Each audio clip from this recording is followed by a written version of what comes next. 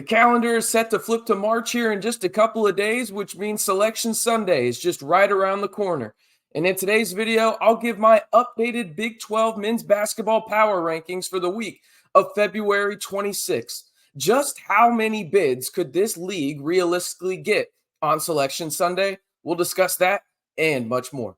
Hey, how's it going, everybody? It's RC Maxfield here for the Back to 12 podcast. If you haven't already, be sure to like the video, hit that subscribe button, and turn on that notification bell to join one of the most engaging Big 12 communities here on YouTube. It's really that simple. Just like the video, subscribe, turn on that notification bell. That tells me we need to make more Big 12 content here on a, predominantly Texas Tech YouTube channel, but we're trying to expand a little bit and make some more Big 12 content. We'll have plenty of it during March Madness. So if you want to be a part of one of the most engaging communities here on YouTube for the Big 12, hit that like button and subscribe.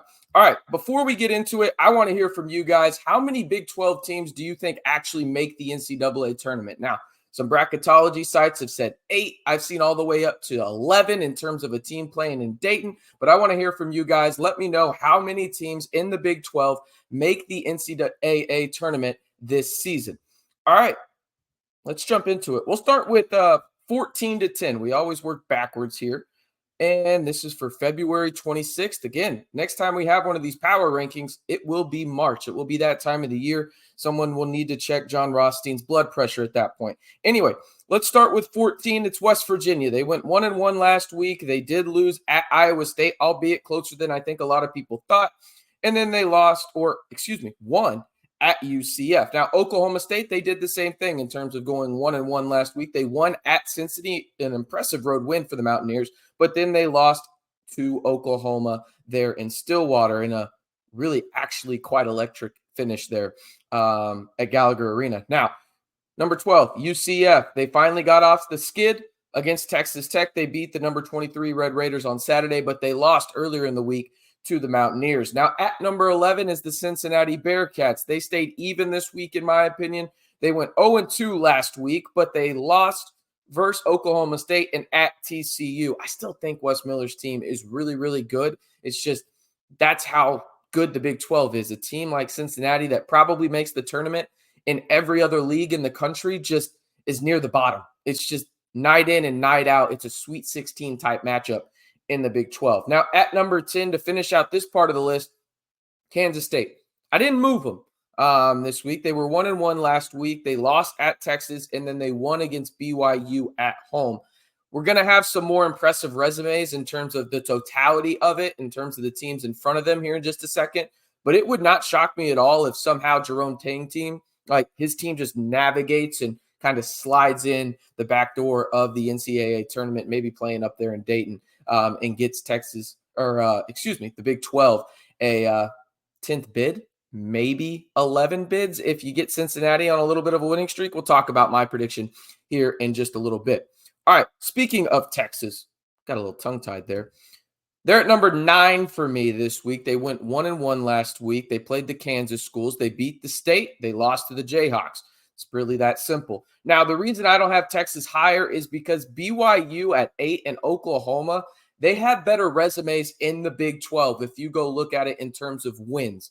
And BYU beat Baylor out in Provo, a difficult place to win if you're any team, if you're facing the Cougars. And BYU handled business against the top 15 team in Baylor at home, but then they went on the road. And like most teams do in the Big 12, lost, and this was at Kansas State. Now, Oklahoma went 1-1 last week.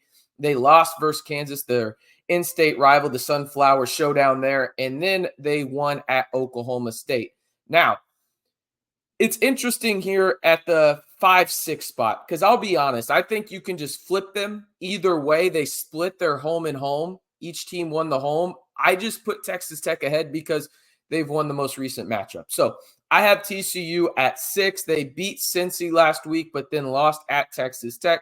Texas Tech won against TCU, but then went on the road and got really shellacked at UCF. Really didn't feel like they were in that game at all, albeit they did have some injuries to 2 key players in Warren Washington and Chance McMillan, and that's why UCF really just, they pulled away late. Texas Tech had a stretch where they didn't score for 7+ minutes. And if you're a Texas Tech fan, well, it's nothing that you haven't seen before. But still not ideal. What is ideal is if you want to stay in the know on Texas Tech men's basketball, Texas Tech football, and all things Big 12, join one of the most engaging Big 12 communities and the most engaging Texas Tech community here on YouTube by liking the video, hitting that subscribe button, and turning on that notification bell so you're instantly alerted to when a new video drops here on the channel. I've had a couple of messages over on Twitter where you can follow me at RCMB323 saying RC. That notification bell has done wonders. I don't miss a video now on the channel, and well, we'd love to hear that. So if you want to join the Noti gang, all you got to do is simply subscribe and then hit that notification bell. And while you're at it, you might as well hit the like button as well. All right, let's get into the top four. There was one change this week for me, and it was at the 3 and 4 spots.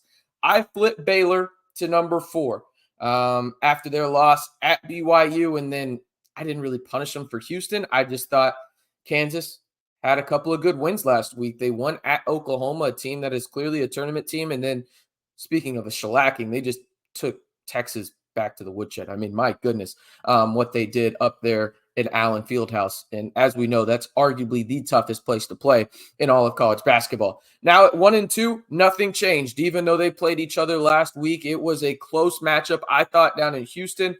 And Iowa State stays at number 2 after a 1-1 week. Obviously, they lost down in Houston, but then they beat West Virginia. And then that means the Cougars, with arguably the most impressive week in the Big 12 so far this year, they beat Iowa State at home, and then they go to Baylor, albeit lose a 17-plus point lead and have to go to overtime, still beat the Baylor Bears. So Houston is in prime position to be a 1 seed in the NCAA tournament.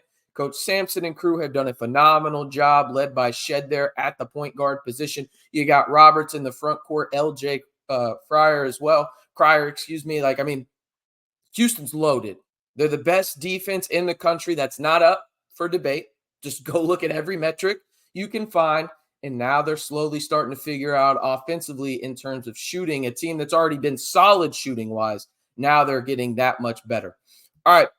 You tell me who I have too high or too low into this week's rankings. I mean, again, next time we do these power rankings next week, it will be March. Again, check on John Rothstein. Somebody check his blood pressure and make sure the man is breathing in that regard, with how excited I'm sure he is about that. Selection Sunday, just a couple of weeks away. We're going to know how many bids this league has, but I want to hear your prediction first on that front. How many Big 12 teams will make the NCAA tournament this year? I mean, I could see as many as 11 if Cincinnati goes on a run. It's going to be difficult, but 10 doesn't feel unrealistic. But I want to hear from you guys. I think in the end, it will end up being 9 Big 12 bids. The last team in probably in terms of the Big 12 will either be Oklahoma or Texas. But let me know down in the comments below how many Big 12 teams you think will make the NCAA tournament this season. And if you haven't already, be sure to like the video, hit that subscribe button, and turn on that notification bell, not only for daily Texas Tech men's basketball and football updates, but Big 12 news all year long. We're going to be breaking down each and every region of the bracket and what it means for each Big 12 team as soon as it happens here on the channel. So you're going to want to stay in the know for that. And the best way to do it is like the video, hit that subscribe button, and turn on that notification bell to stay in the know right here on the Back to 12 podcast channel.